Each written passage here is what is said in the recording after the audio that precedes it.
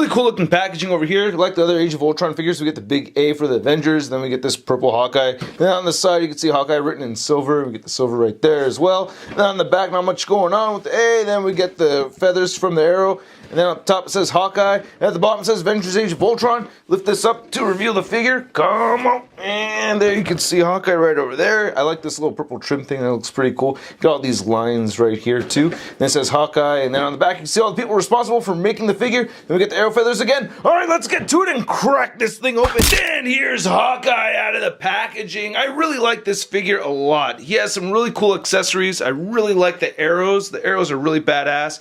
I like the bow too. He comes with 2 different bows. I feel like the likeness is very accurate to Jeremy Renner's face, so that's awesome. Unfortunately, he does not have ankle pivot. That frustrates the hell out of me, especially because Hot Toys keeps putting movie masterpiece written on the packaging for figures that don't have ankle pivot, and I feel like there should be a law that if you don't have ankle pivot on the figure, you can't call it a masterpiece, man, because you can't get him to stand in dynamic poses, and that's really one of the elements to having a masterpiece figure, is getting really good articulation on there. So, alright, I'll stop ranting. Anyway, let's take a closer look at the accessories, and we'll take a closer look at Hawkeye. First off, you always want to look through the directions that come with your Hot Toys figures, or else you may risk breaking it. So here's a look at the base, which I think is pretty cool. I saw Optibotimus's review where he'd mentioned that he wishes all of these just came with the standard adjustable cradle, which I actually think isn't a bad idea, because this does take up a lot of shelf space, and especially with that lack of ankle pivot, we need to have him on a stand. But anyway, looking over here, you got the Avengers A, and you have that same design going on, and it's got that rough texture over here, and then it's all smooth right over there.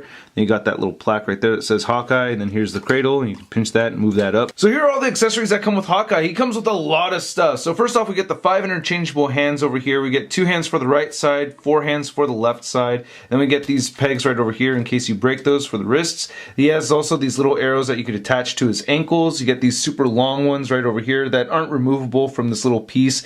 You get the quiver, which is split in half at the moment. There's only 1 short arrow, and you get 10 long arrows and then 10 arrowheads, which are basically 3 different arrowheads, but they're all mixed in right there. And then you get these 6 different unique arrowheads right over here, which are actually really cool. And then you get 2 bows. So you have the bow that has the string. This is the one that I actually prefer out of the 2 of them, you know, especially because it has the string. But I like how it has these fake joints right over here. You know, it doesn't actually fold up at all or anything. And this is very elastic. You're able to pull this very far back, which I think is great. And I think this is painted out very nicely. I like this purple right over here mixed with the black. It really reminds me of like carbon fiber. And you have some nice plastic right over here, so that looks pretty good. Then you have the collapsible bow right over here, which is really cool too. I like this one a lot, and it just swings out right here, and it has another hinge right over there. So it has 2 hinges on each side. Same thing on this side, so another demonstration, and boom, there it goes. But unfortunately, no string, you know, and it's about the same size as the other one too, just feels a little bit heavier, but you know, for your bow comparison, actually they're the same exact size. Now for the right hand, we get a bow gripping hand, and then you have a relaxed palm hand, and then for the left arm, you get this other hand right over here, which I used earlier for holding an arrow, and you get that little gap right there, so you can put the end of the arrow right in there, which I really like. Then you have this larger grip right over here, and along with this one right here, which I like too, so you can put the string through the pinky or you put it right through there. And then you have the relaxed palm on the other side too. And here's a look at the bundle of arrows. So I guess this is 9 arrows in total, you know, 3 groups of 3. And I think this looks pretty cool. I like this wash that we get over here. It looks really nice. I thought that one of these hands that had this one of these unique poses over here for pulling back arrows was meant to hold this thing, but apparently not. It looks like just the relaxed palm hand is actually best for getting this thing held, you know what I mean? So that looks a little bit better, I think. Here's looking at 1/2 of the quiver, and you can see we basically get 3 different arrowheads, and I like mixing them all up over here. So you get this ribbed one right over there. This looks like the most regular of all arrows, and this one looks like it has, I don't know, some kind of electric charge to it maybe, or something like that. And looking at this other side over here, you can see that we get the same sets of arrowheads over here. You get that ribbed one, electric one I'm calling it, you know, the regular one, and you can see the filler arrows right in between, like on this second one. It has no feathers at the end, nor does it have an arrowhead. And I really like how that works. Then you can just put this together over here so it snaps in very nicely. And it has these little pegs that stick out of it and everything, and it has a magnet in the middle. And then you have this short arrow over here, which looks really good right in the middle, and it has just a regular arrowhead. Now on the directions it says that you're only allowed to fit this particular arrowhead on this small arrow, but that's not the case. I can get any arrowhead on there, so I don't know what the deal with that is. See, here we have a long arrowhead, and I'm just putting that short arrowhead right on there. Then to compare the short arrow to the long arrow, you can just detach this right over here, and then you can see the size difference between the arrows over there too. I like how at the end of each of these too that it has this little space right here so you could attach it to the string. I think that's awesome. And then here's the rest of the big nifty arrowheads, which I like a lot. I think this one and this one right here are the same arrowhead. This one's just deployed and then this one's collapsed. I think this is the one that he used to stab Scarlet Witch in the forehead with, which is awesome. Then he has this guy right over here, which kind of, I don't know, reminds me of a shark. I don't know why. Then there's that little one that we already looked at. I like this one right here. It has some of the red right there. Then this one I actually think is my favorite out of all of them. I don't know why. I just like this one a lot. Maybe I'm a fan of the color blue. And they also made this space right over here for the arrowhead to rest on, which is a good amount of space. So it's very easy getting the arrows all lined up in here and having him displayed holding the arrow with the bow. And when you see the two halves of the quiver put together like this, it just looks really good. You just get this huge arsenal of these different arrowheads and arrows. It just looks awesome. And I like how we have this nice weathered effect too on the quiver itself. I love that. That looks really, really good. Nice textured sculpt and detail on this.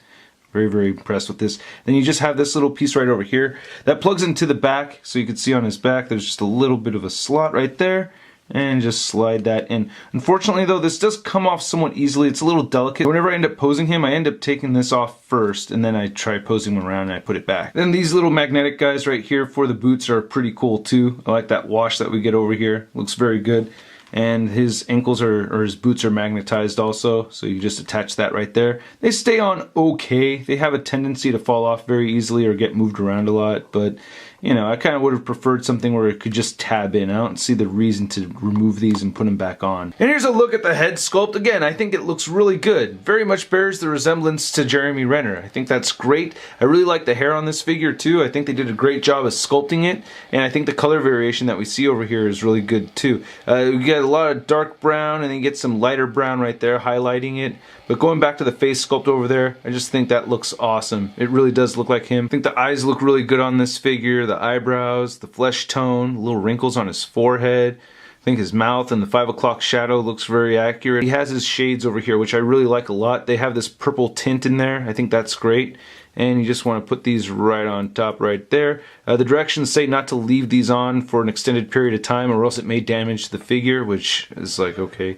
But yeah, so that looks pretty good. Rests on his eyes very easily and doesn't fall off too easy or anything, so you can shake it around if you want to and it's not falling off. I really like the rest of this figure too. I think this trench coat is really awesome. I like the texture that we get over here. We get the zipper that is actually functional, so if you wanted to remove this, you could. I haven't fully taken it apart, but I did open it up to reveal the shirt underneath, and here's what that looks like. Hey, you want to see my arrowhead, baby? And you can take that other shirt off too, but I'm not a fan of really disrobing the figures so much. But looking at the arm over here, you get some nice buckles and pieces right over here. Get some really good elbow articulation on this figure too. And then you get this little wrist guard section right here, which is a little irritating when trying to interchange the wrists, but it's not extremely bothersome. And looking at this other side, you get some more straps and everything, which look really good. I like this light red trim that we get right there. One thing that's a concern for me about this figure though, is that when I have him posed with his elbow bent all the way, which is great because he has the double jointed elbows, you start to see some stretching right there, and I feel like this may not be able to stand the test of time. I don't know. We'll only really be able to tell for ourselves in the future, but for right now, it's like, yeah, that looks like it's kind of gonna rip. And looking on the back right over here, you get another zipper. I'm gonna remove the quiver so you can see all of this. So a lot of nice soft goods on this figure. I guess you could zip this down if you want to. I don't really want to mess with that. You kind of get this fishnet thing going on right there. And looking at the front, I really do like the trench coat, and he has some nice blue pants, and you get some more little buckles and things like that coming through here. Pretty good looking boots, you know, they're not bad, and they do have some paint weathered right there at the bottom for the treads.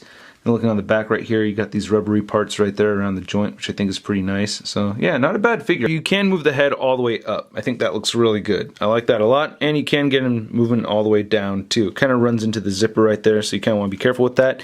You also get side-to-side movement at the head right here, along with side-to-side movement at the neck, and straighten that out. You also get some neck pivot right there. And then you also get an armpit joint that moves in and out at the shoulder. The shoulders moves outward that much. Same thing with this side over here. And you can move the shoulders forward too. You get a bicep swivel. You get the double jointed elbows. The wrist moves side to side and they hinge up and down. You get some pretty good ab crunching over here. I didn't expect to get so much movement in the torso, especially having this big bulky trench coat right here. But you can get the waist joint and the diaphragm joint to get him to bend that much forward, which I think is very good. And you can get both of those joints moving in a way where you can move him backward that much. So I like that. You get side to side movement over here at the diaphragm. Because of this big piece right here, the diaphragm joint and the waist joint kind of have to move as one. So you can see them both pivoting together. They can move that much, and then both of those joints moving together, you can move that much. And then you get side to side movement here too, so you can fully rotate right there. And that's mostly just the waist joint that's doing that. The hip joints can move outward that much, and he can kick forward pretty far and move back some. You get an upper thigh swivel. You do get the double jointed knees over here, which bend in very far. I like that a lot. And then you get rotation at the ankle, so you can rotate this side to side, but that's it. No ankle pivot at all. So this is a 1/6 scale figure, and Hawkeye's just standing a little over 12 inches tall. And then here's Hawkeye compared to my other two Age of Ultron Hot Toys figures. We have Mark 43 Iron Man, and we have the Black Widow, and I think he fits into scale perfectly with these two. And then here's Hawkeye next to the Marvel Legends Big Time Letdown Spider-Man. Hawkeye, huh? So you got some pretty good aim, do you? Well, you know, I could whip just about anywhere. See that lamp over there? Watch. Nailed it. Bet you can't hit it, huh? Go for it. And then here's Hawkeye on one of the dynamic pose stands, which I always really like. So I don't know if I'm going to keep him on one of these stands or not, but regardless, I do think it's a very cool figure. Of course, I'm complaining like crazy about those weak ankle pivots that don't exist, but still, a very good piece. And I hope you guys liked my review. If you did, please hit the like button.